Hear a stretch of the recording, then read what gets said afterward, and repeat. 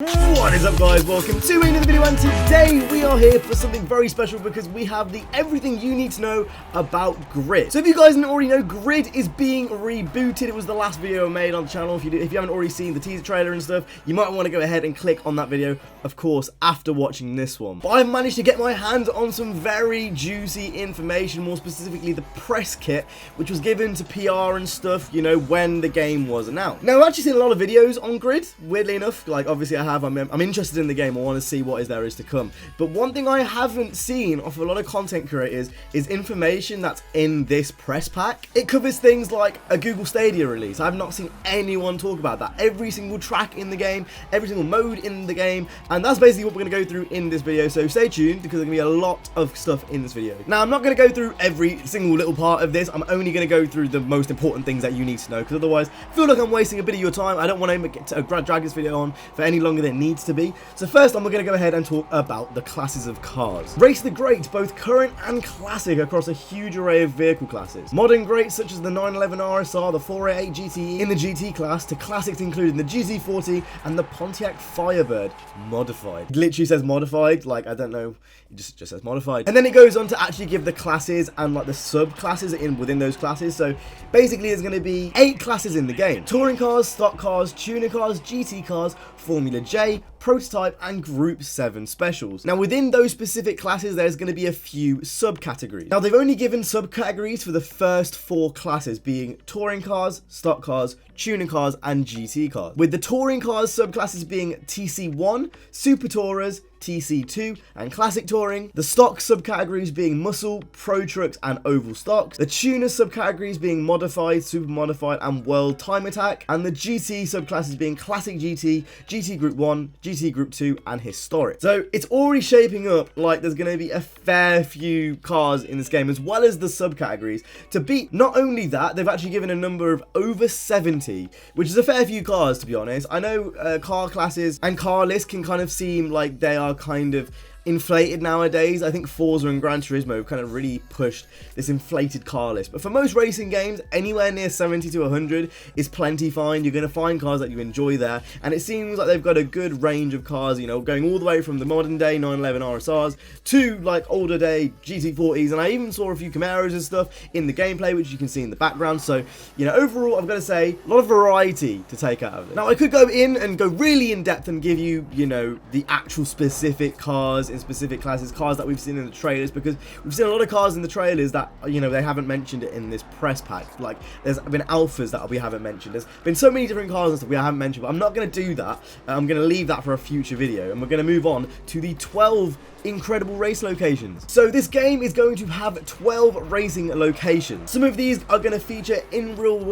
life actual tracks, such as Brands Hatch, but then also, you know, city variations, as we've seen in previous Grid games, like San Francisco, which is some of the gameplay that you'll be seeing in this video. There's one actual circuit in Japan called Okatuma. I hope I didn't pronounce that wrong. I probably did. I'm sure everyone's going to let me know in the comments if I did actually pronounce that wrong. Anyway, I'm going to put up all the tracks that are going to be featuring in the game on your screen now, so you can see them all. The ones that I'm actually personally looking most forward to are the real life track. It's going to be really cool to go into the street tracks like San Francisco and like Havana in Cuba. It's a pretty weird location, but something which is kind of refreshing because I haven't really seen that in a racing game. But, you know, like the China circuit and Brands Hatch and Silverstone and all those types of tracks, I think, are the ones that I'm going to be most excited to try. Even Sydney, that's going to be really cool to try out. Point-to-point races, various time of days and weather conditions and multiple routes, etc, etc. Seems like there's a lot of content in this game. That's the most important thing, which I feel like they're pushing in this press pack. It just seems like there's so much content for a game which, you know, has just come out of nowhere. And not only that, but it is a proper AAA release. Like I mentioned earlier, this is going to be on Google Stadia. One of the first titles I've actually realized is actually even going to be on Google Stadia. I don't think there's been many that have been announced. So you can really tell Codemasters have really put all their eggs in one basket with this, and I really appreciate that, because Grid is a series which isn't really awfully popular. It's got a cult following, but it's not like ultimately popular. Now, as well as that, you're also going to be able to create your own story and define your own legacy, is the little blurb they've given. You're going to be able to choose from 6 main career paths leading into the Grid World Series. So very similar to Autosport. I've played a lot of Autosport. That was the last one I actually played, and it's a shame with Autosport. I think that would have done really, really well if it actually released on next-gen consoles. But anyway, I'm going a bit off topic. The 6 main career paths you can take are Touring, Stock, Tuner, GT, Invitational, and the Fernando Alonso Challenge. Way, the Fernando Alonso Challenge, where you don't qualify for Indy racing. Now, for me, I'm looking through these 6, types of disciplines, and I'm going to explain what the Fernando Alonso Challenge is in a minute. But I just want to say, I think overall, I'm actually looking most forward to the GT and the touring cars. I think that's the one I'm looking most forward to. It's going to be really interesting to see how this plays out. So, as we all know, Fernando Alonso is one of the most successful racing drivers in the modern F1 era. In this mode, you're going to go ahead and compete in the F1 endurance and stock car racing. Fernando Alonso also joins the grid as a consultant, and his Renault R26 car features in the game. Compete his challenges and earn the right to race Alonso himself. So it's kind of like a boss mode where you go through multiple disciplines and then eventually race Fernando Alonso, where he actually has cars in the game, which is pretty cool. For those that aren't really F1 savvy, this is the R26 F1 car that they are talking about in the blurb. Again, really cool that they're actually going to be actual F1 cars in this game. In Autosport there wasn't, but it's really cool to see that, and I'm really happy. It just shows the progression from the last game to the reboot. I feel like that's kind of a bit of a speciality mode. I feel like the other ones are kind of your typical grid progression, as where this one is kind of like a little bonus mode to go ahead and play. So, I think so overall, I'm looking most forward to the touring cars and the GT racing, but this sounds really interesting, and I can't wait to actually try it out when the game launches in September. What I'll do actually is I'll put a card up here. Let me know what you're most excited for out of all the 6 main career paths. Now, in terms of modes, there's going to be 6 different modes in the game. So you're going to have your normal traditional racing, which is just your normal racing point to point or around a circuit. You're also going to have oval racing, time attack, time trial, skirmish, and hot lap. Now, I think most of these are pretty self-explanatory. Time attack is obviously multiple cars on one track at the same time with a staggered start against the clock. Hot lap is literally just hot lapping, so you go around and you try to get your fastest lap as possible. The only one which I think people will be a bit confused about when I've just read all those out is skirmish.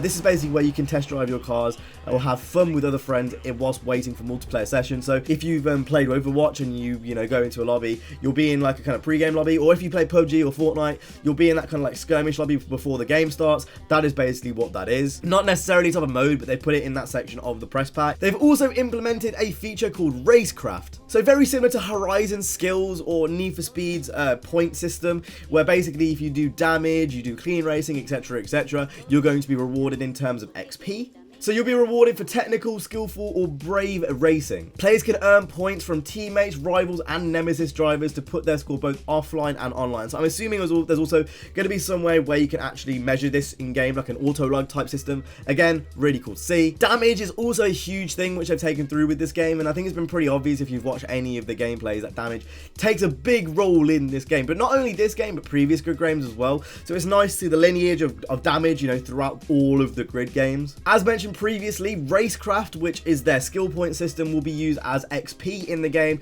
to receive rewards, prestige, player cards, etc., and even achievements.